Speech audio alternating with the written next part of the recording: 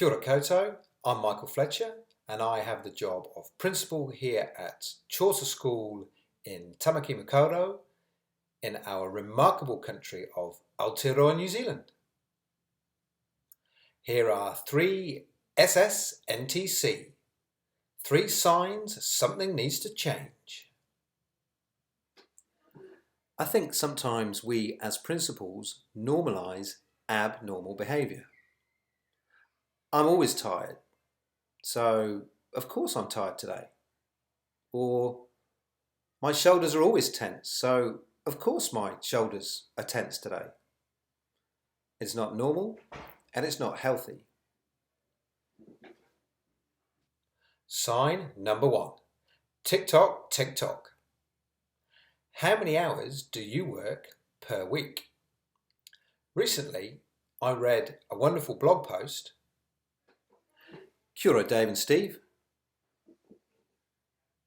That shared some data from the recent New Zealand Rural Principals Conference.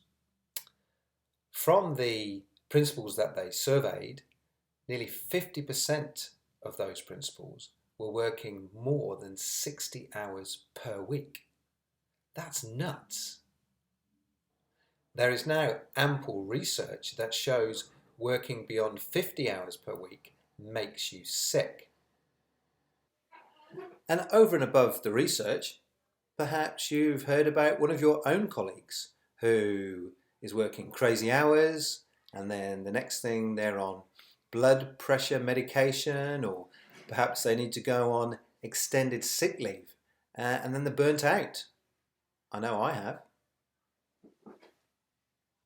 And the longer you work past 50 hours, the less you get done. We need to challenge the notion that working long hours is somehow going to lead to us being more effective and more efficient leaders and principals. The research is clear. It doesn't. So look at your hours and sign number 2.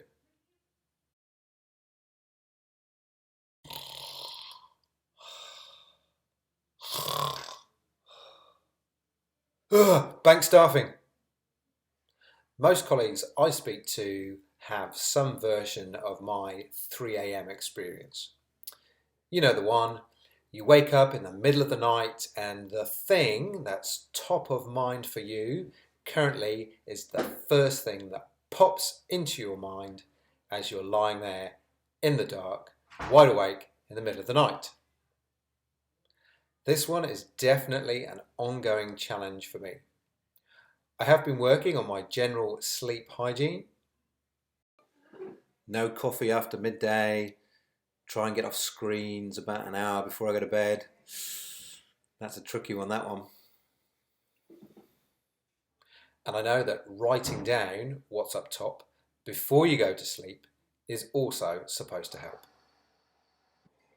Sign number 3. During the long lockdown last year, I'll admit that I slipped into the habit of having a drink with every... Whoa! Are you talking about booze? Yep. Are you sure that's a good idea? Good point. Sign number 3.